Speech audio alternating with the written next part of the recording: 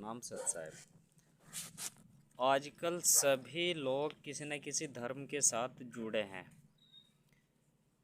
और धर्म का सीधा सा अर्थ होता है कि जो मार्ग या माध्यम यानी ईश्वर प्राप्ति की ओर जाता है उसको हम धर्म कहते हैं।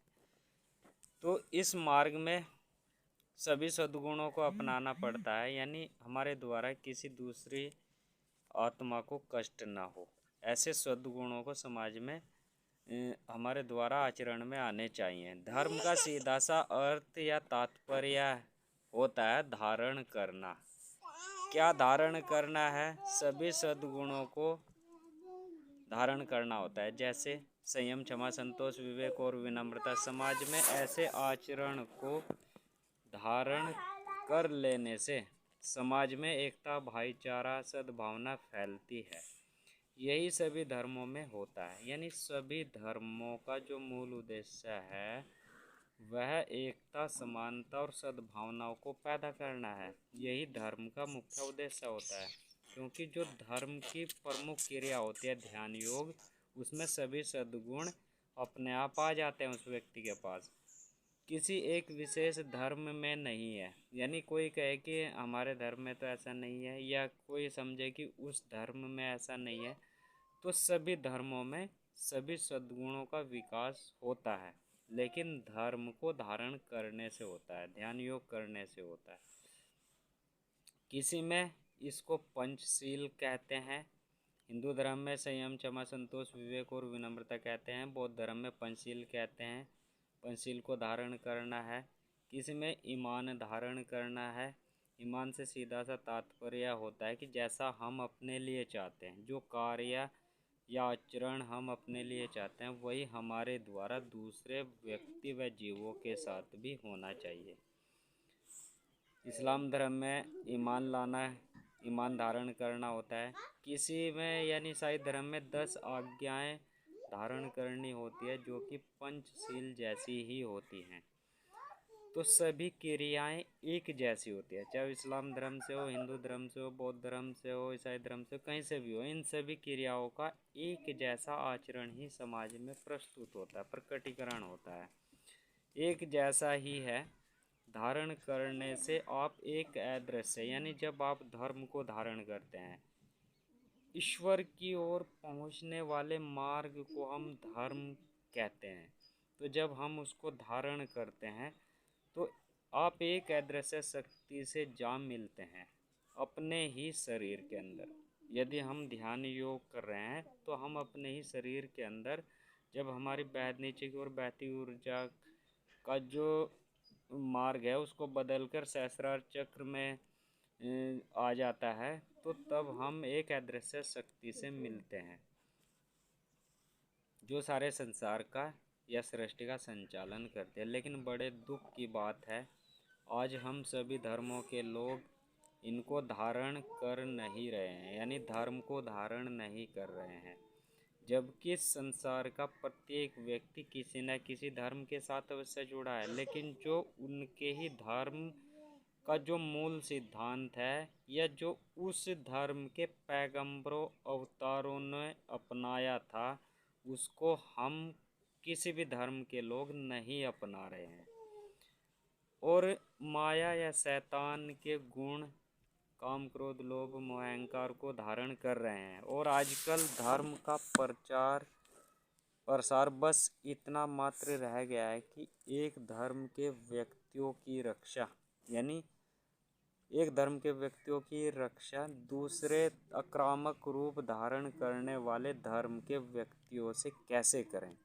यानी जो आक्रामक है वह भी किसी न किसी धर्म के साथ जुड़ा है, वह भी कहता है कि हम इस धर्म के धर्मावलंबी हैं, लेकिन आक्रामकता धारण की हुई है, शैतान का गुण धारण किया हुआ है।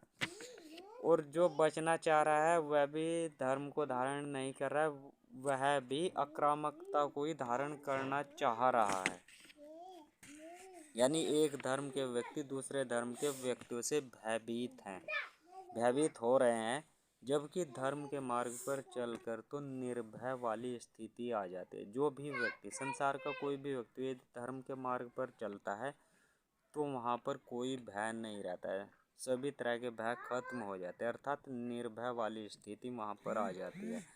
तो वास्तव में हम अपना आकलन कर सकते हैं, हम धर्म के मार्ग पर हैं या अभी अधर्म के मार्ग को ही धर्म का रूप हमने दिया हुआ है। एक धर्म अपने व्यक्तियों को यह सिखा रहा है कि हमको दूसरे धर्म के आक्रामक व्यक्तियों से कैसे बचा जाए, यानी लड़ना सिखा रहे हैं, हथियार पकड़ाना सिखा रहे हैं, दबाना, दूसरे व्यक्ति को दबाना सिखा रहे हैं। मनुष्य का दुश्मन हो गया है। धर्म की आड़ पर धर्म का चोला पहनकर ऐसा लोग आजकल कर रहे हैं, तभी तो कलयुग है। जबकि धर्म को धारण करने से जो भी समाज या व्यक्ति धर्म को धारण करता है उसके विचार वसुदैव कुटुंबकम वाले हो जाते हैं। अल्लाह सर्वाधार है, यानी सभी जीव जंतुओं का आधार अल्लाह ही है, ऐसा इस्लाम धर्म के अनुसार उसकी दृष्टि हो जाती है। बौद्ध धर्म के अनुसार करुणामय दृष्टि साधक की हो जाती है, सभी पर वह करुणा ही करता है, चाहे जीव हो या मनुष्य, कोई भी हो। भवतु सब मंगलम, सबका कल्याण करने की या कराने की या बताने की या समझाने की दृष्टि वहाँ पर आ जाती है, समझ आ जाती है। सभी से अनंत प्रेम करना ईसाई धर्म में सिखाया जाता है। इसलिए आज हम सभी धर्मों के लोग अपने ही धर्म के अनुसार नहीं है, धर्म की जो मूल आत्मा है उस पर नहीं है, इसलिए आज धर्म की हानि हुई है। गीता जी में श्री कृष्ण जी ने कहा कि जब जब धर्म की हानि होती है तो एक धर्म का संदेश वाहक यहाँ पर आ जाता है। तो कह रहे हैं कि आज धर्म की हानि हुई है और अब वह महापुरुष अवतार, जिसको हम विभिन्न धर्मों में अलग अलग नामों से पुकारते हैं, बौद्ध धर्म में मैत्रेय बौद्ध कह रहे हैं, हिंदू धर्म में या सनातन धर्म में कल के अवतार कह रहे हैं, ईसाई धर्म में सेकंड कमिंग जीसस कह रहे हैं और इस्लाम धर्म में इमाम मेहदी कह रहे हैं कि आने वाले हैं,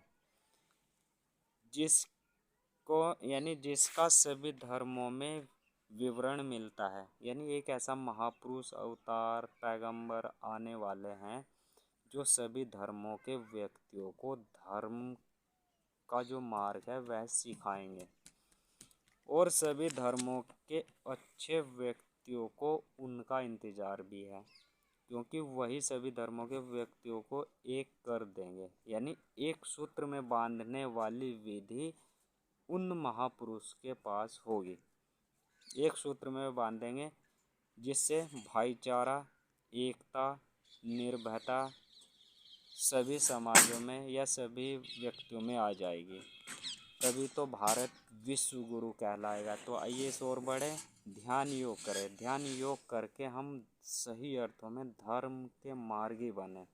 सतनाम सत्संग।